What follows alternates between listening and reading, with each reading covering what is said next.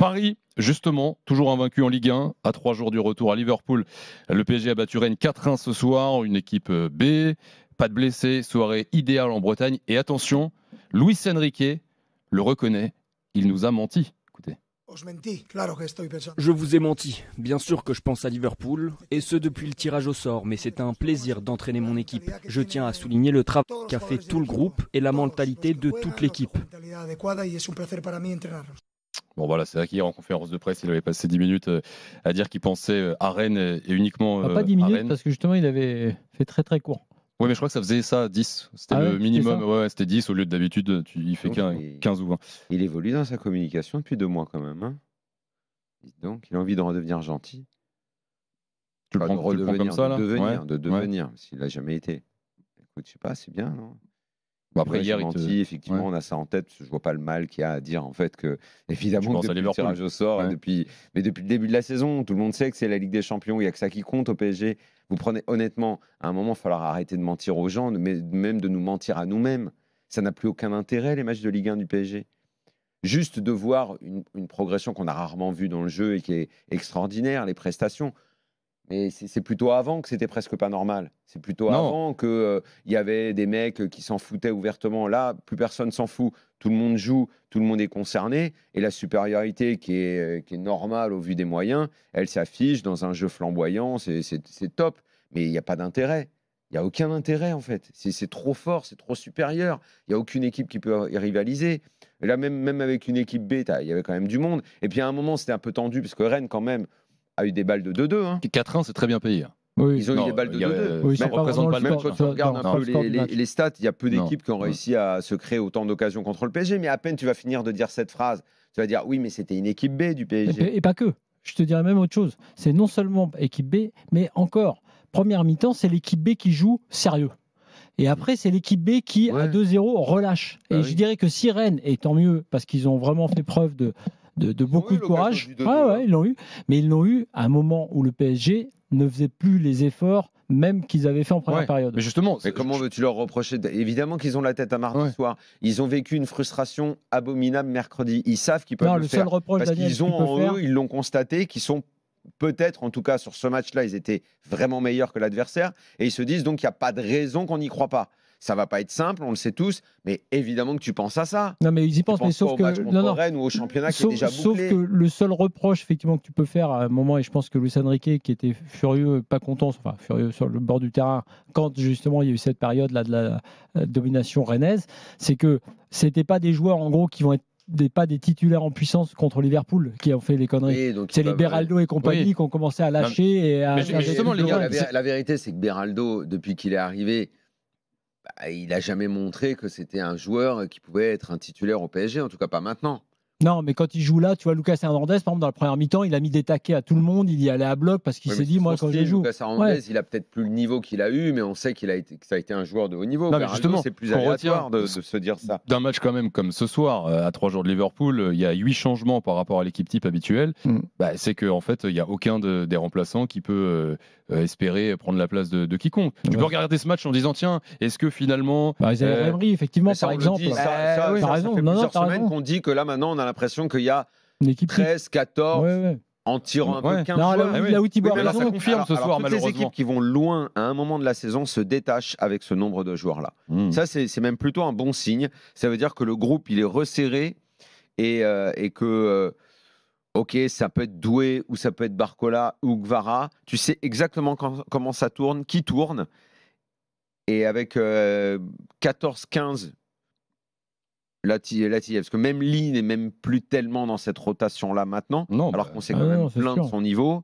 Non, mais tu vois, par exemple, il y a des choses intéressantes dans ce match quand même, mais qui ne servent pas effectivement à grand-chose, puisque, comme tu le dis, Thibaut, ça bouscule pas la hiérarchie. C'est Lee, par exemple, qui effectivement ne fait pas un truc de dingue, même aujourd'hui. C'est Ramos qui, avant de mettre son but, cafouille un peu aussi, comme d'habitude, et tu te dis pas, ah tiens, on sait que Luis Enrique ne le mettra pas de toute façon. Mais il y a ça. Après, à l'inverse, il a quand même mis Barcola, titulaire, entre guillemets, assez longtemps, et puis Doué. c'est quand même l'histoire du jour parce que Doué, bon c'est le Rennais, et il y a une image sympa à la fin aussi. Il est resté avec les Rennais, il a fait le tour d'honneur, un tour de stade avec ses potes de Rennes, Doué, et il fait un bon match effectivement.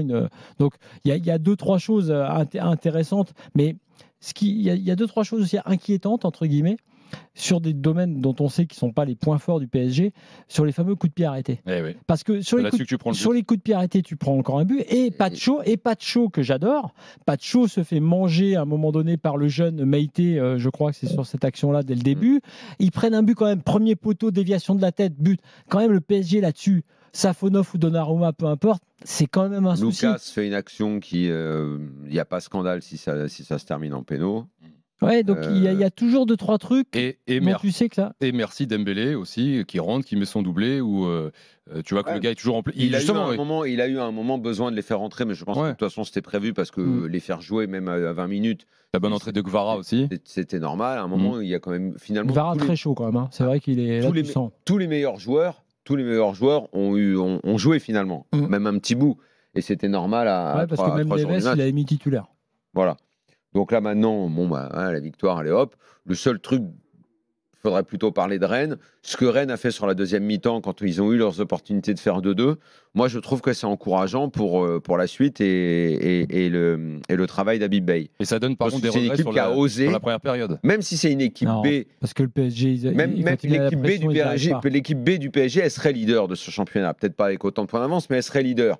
Donc que Rennes finalement et fait cette deuxième mi-temps au moment où ils ont réussi à presser, se créer des occasions, pour eux, c'est encourageant, c'est bien. Ouais. Tiens, justement, écoutons Habib Beye et je vais vous faire écouter. Profitez bien de ce que vous allez écouter parce que c'est un truc qu'on n'entend pas souvent écouter Habib Beye au micro de Xavier Grimaud. Je serai le premier supporter du football français mardi pour le Paris Saint-Germain à Anfield.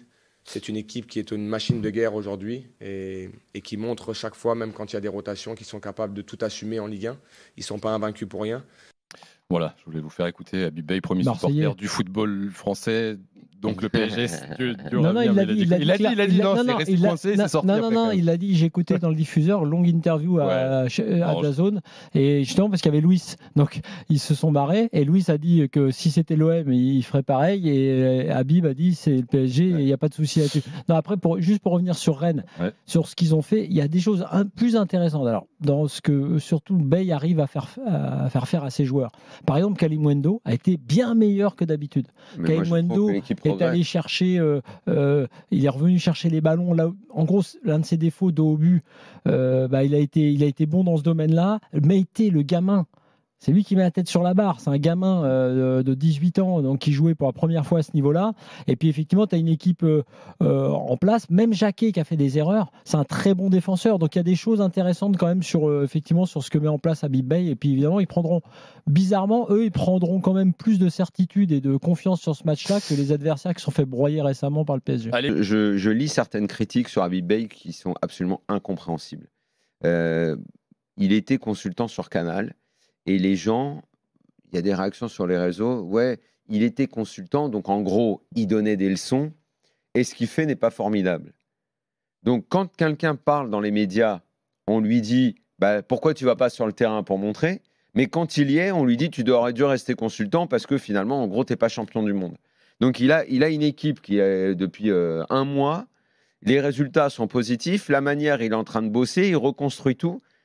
Et il doit essuyer des critiques. Là, j'avoue, je ne comprends pas la bêtise des gens. Parce que pour moi, là, on parle de bêtise, de crétinerie, de stupidité. C'est incroyable de se comporter comme ça, quoi. Je ne comprends pas. Il a déjà fait remonter Rennes à la 11e place, hein, quand même. Avec je ne comprends pas. Bon.